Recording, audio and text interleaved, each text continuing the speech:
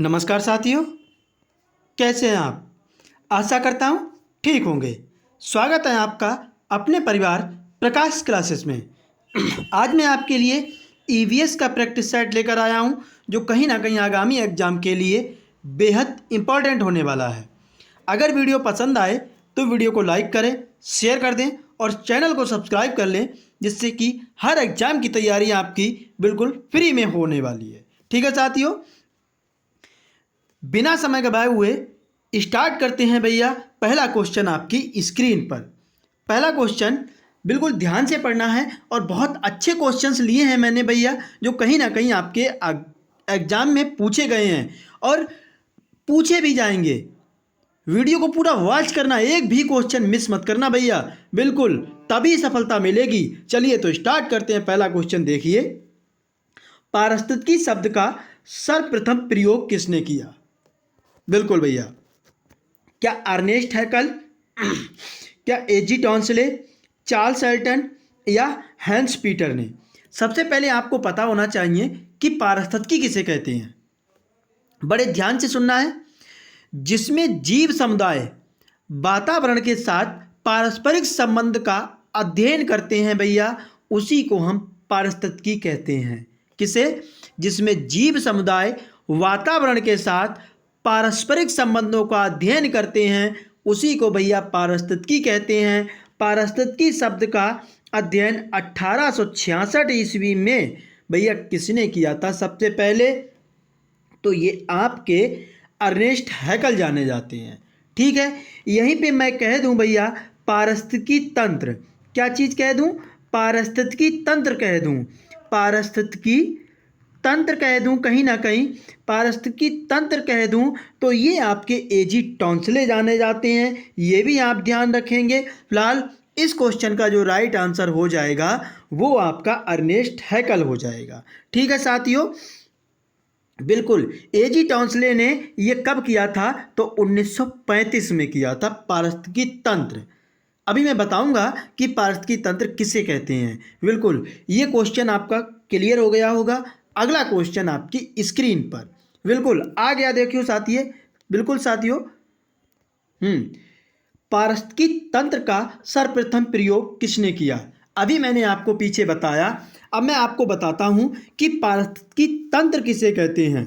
ध्यान से सुनना भैया, पारिस्थितिकी तंत्र किसे कहते हैं? तो एक विशेष क्षेत्र के सभी जीवधारी अजैव पर्यावरण के साथ अंतः क्रिया करते हैं। किसके साथ?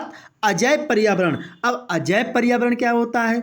जिसमें भैया जो जीव सांस नहीं लेते हैं, यानी जो कोई क्रिया नहीं करते हैं, वो अजैव होते हैं। ठीक है, विशेष क्षेत्र के सभी जीवधारी अजैव पर्यावरण के साथ अंतः क्रिया करते हैं, उसी को कहीं ना कहीं आप भैया क्या कहते हैं? पारिस्थितिकी तंत्र कहते हैं। ठीक है साथियों, बिल्कुल।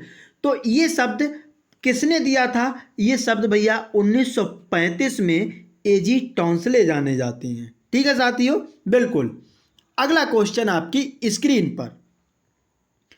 पारितंत्र में होते हैं पौधे तथा जंतु, उत्पादक शाकाहारी तथा मांसाहारी, उत्पादक, उपभोक्ता तथा अपघटक। हम आपको बताते हैं उपभोक्ता और उत्पादक। उत्पादक क्या होते हैं? उत्पादक वे होते हैं जो अपना भोजन कहीं ना कहीं स्वयं बनाते हैं।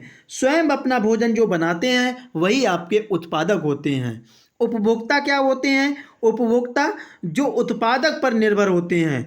जो उत्पादक पर निर्भर होते हैं भैया, वो कहीं ना कहीं आपके उपभोक्ता होते हैं। ठीक है साथियों, और अपघटक क्या होते हैं? अपघटक भी आपके क्या होते हैं? जो मतलब जो बड़े बड़े पदार्थ होते हैं या जो कठोर पदार्थ होते हैं, उन्हें छोटे छोटे पदार्थों में विघटित करना ही भैया अपघटक का काम होता है। ठीक है साथियों, तो पारितंत्र में कहीं ना कहीं आपके उत्पादक, उपभोक्ता और अपघटक होते हैं, यानी सी राइट आंसर हो जाएगा। ठीक है साथियों, ये वीडियो आपको कैसी लग रही है एक बार कमेंट जरूर करना। अगर वीडियो पसंद आ रही हो भैया तो लाइक करें, ज़्यादा से ज़्यादा शेयर भी कर दें, क्योंकि बिल्कुल भैया प्रकाश क्लासेस को सब्सक्राइब करें, अपना प्यार दें, क्योंकि हर एग्जाम की तैयारी आपकी मुफ्त में होने वाली है। अगला क्वेश्चन आपकी स्क्रीन पर देखिए, यूपी टेट जो 2016 में पूछा गया क्वेश्चन है, जो शाकाहारी जंतु भोजन के लिए हरे पेड़ पौधों पर निर्भर होते हैं। मैंने अभी बताया हरे पेड़ पौधे क्या होते हैं, ये कहीं ना कहीं आपके उत्पादक होते हैं। क्या होते हैं भैया? उत्पादक होते हैं। क्या कहलाते हैं? बिल्कुल, जो शाकाहारी जंतु भोजन के लिए हरे पेड़ पौधों पर निर्भर करते हैं, वो कहीं ना कहीं प्रथम चरण के उपभोक्ता आते हैं। प्रथम चरण में शाकाहारी होते हैं, द्वितीय चरण में भैया मांसाहारी होते हैं, मांसाहारी होते हैं। ठीक है साथियों, और तृतीय उपभोक्ता क्या होते हैं? जो सर्वाहारी होते हैं, यानी सब कुछ खाते हैं। बिल्कुल भैया, वही आपके कहीं ना कहीं तृतीय चरण में आते हैं। ठीक है साथियों, फिलहाल इसका ए करेक्ट आंसर हो जाएगा। बिल्कुल प्रीवियस ईयर में कहीं ना कहीं पूछे गए क्वेश्चन हैं। अगला क्वेश्चन ये भी 16 में ही पूछा गया। जैविक समुदाय में प्राथमिक उपभोक्ता है। प्राथमिक उपभोक्ता कौन होते हैं? क्या मांसाहारी? ये तो आपको मैंने बताया। द्वितीयक उपभोक्ता होते हैं सर्वाहारी, मैंने आपको बताया। तृतीयक उपभोक्ता होते हैं, लेकिन शाकाहारी जो होते हैं वो कहीं ना कहीं आपके प्रथम उपभोक्ता होते हैं। ठीक है साथियों, अगला क्वेश्चन, किसी खाद्य श्रृंखला में शाकाहारी होते हैं। प्राथमिक उपभोक्ता, प्राथमिक उपभोक्ता, द्वितीयक उपभोक्ता या अपघटनकर्ता। जो शाकाहारी होते हैं भैया, वो कहीं ना कहीं आपके उपभोक्ता में के अंतर्गत आते हैं, क्योंकि जो उपभोक्ता होते हैं वो उत्पादक पर डिपेंड रहते हैं। ठीक है साथियों, प्राथमिक उत्पादक नहीं लगाना है आंसर, आपको प्राथमिक उपभोक्ता लगाना है। ठीक है, अगला क्वेश्चन, घास भूमि के क्षेत्र के पारितंत्र की खाद्य श्रृंखला में सबसे उच्च स्तर के उपभोक्ता कौन होते हैं। यूपी टेट 2017 में पूछा गया है।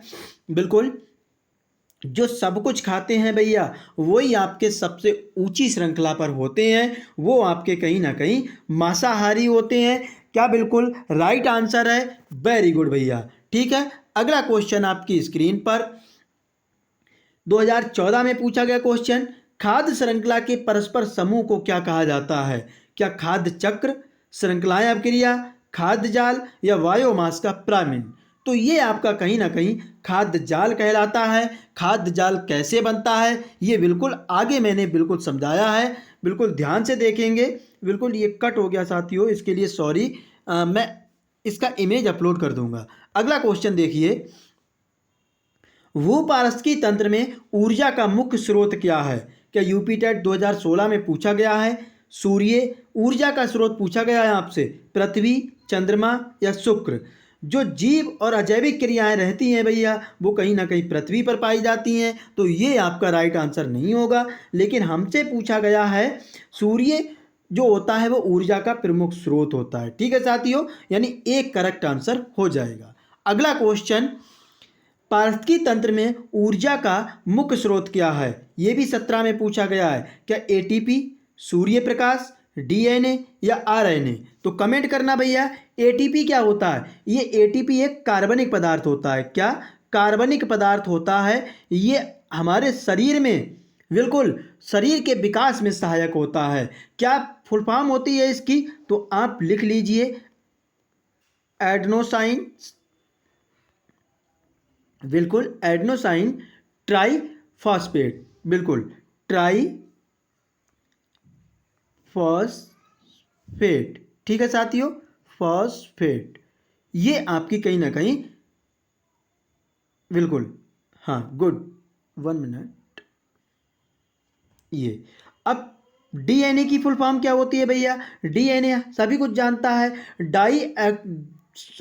डायो, हाँ बिल्कुल, हाँ ठीक है साथियों, हाँ बिल्कुल आपने कमेंट की है, बहुत अच्छे से कमेंट किया है, वेरी गुड भैया, बिल्कुल बहुत अच्छे। फिलहाल इस क्वेश्चन का राइट आंसर हो जाएगा सूर्य का प्रकाश। ठीक है, अगला क्वेश्चन आपकी स्क्रीन पर, निम्न में से कौन सा पारिस्थितिकी तंत्र का सबसे बड़ा है।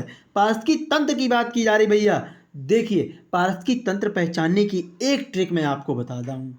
जहाँ जल की बात की जाए भैया, वही आपका क्या होता है, पारिस्थितिकी तंत्र होता है। ठीक है, क्या रेगिस्तान होगा, क्या समुद्र, वन या कृषि भूमि? यहाँ भी तो जल नहीं है, यहाँ भी जल नहीं, यहाँ भी जल नहीं, समुद्र में जल होता है, यही सबसे बड़ा भैया क्या होगा, पारिस्थितिकी तंत्र हो जाएगा। ठीक है, अगला क्वेश्चन, निम्नलिखित में से किस एक प्राणी को किसान का मित्र कहा जाता है?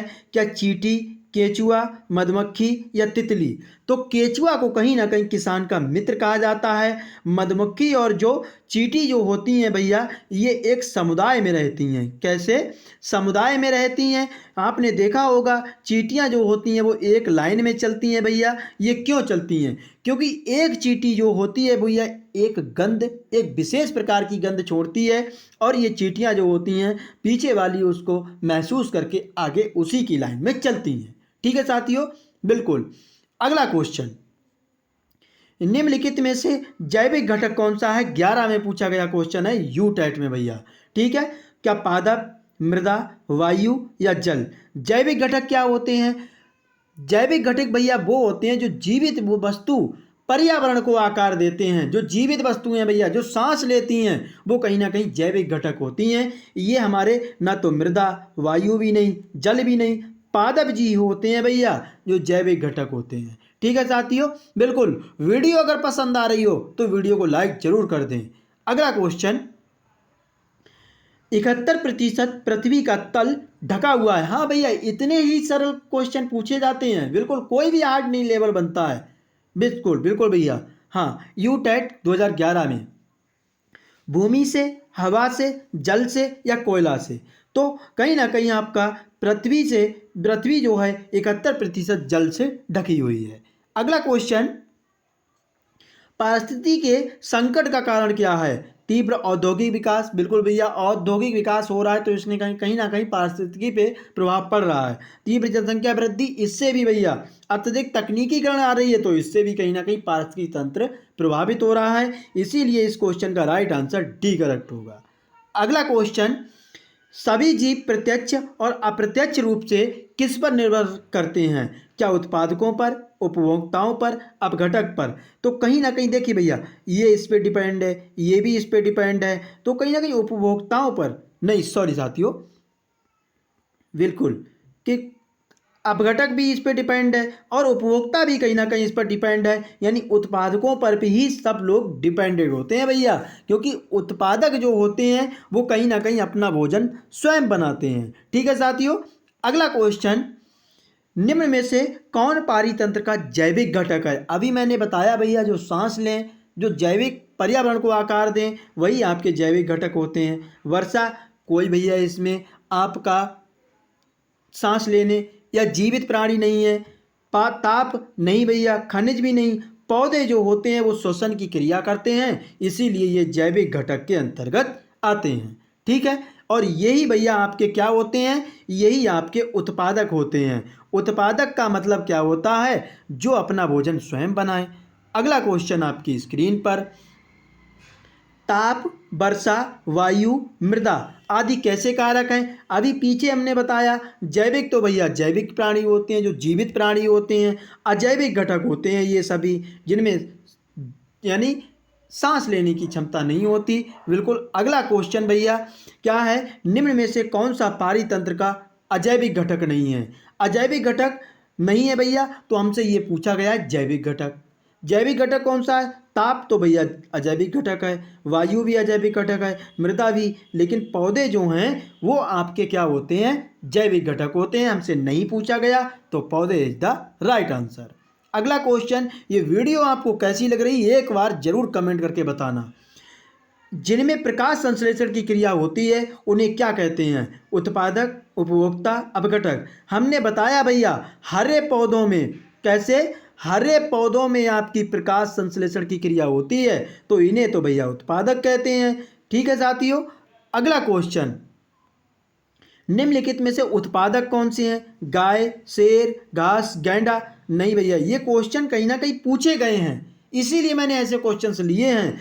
घास जो होती है वो उत्पादक होती है। अगला क्वेश्चन, निम्नलिखित में से कौन सा प्रथम श्रेणी का उपभोक्ता है? तो प्रथम श्रेणी का उपभोक्ता बकरी, मेंढक, शेर या चील। प्रथम श्रेणी में क्या आते हैं? प्रथम श्रेणी में आपके शाकाहारी आते हैं। कौन से भैया? शाकाहारी। ठीक है। मांसाहारी किस में जाते हैं? मांसाहारी आपके द्वितीय श्रेणी में जाते हैं। और सर्वाहारी जो होते हैं भैया वो आपके कहीं ना कहीं सर्वाहारी जो होते हैं वो तीसरी श्रेणी में जाते हैं। ठीक है साथियों, तो कहीं ना कहीं आपका प्रथम श्रेणी में बकरी जो आती है वो घास पे डिपेंड होती है। ठीक है। अगला क्वेश्चन, जैव मंडलीय समुदाय का सर्वोत्तम उदाहरण कौन सा है?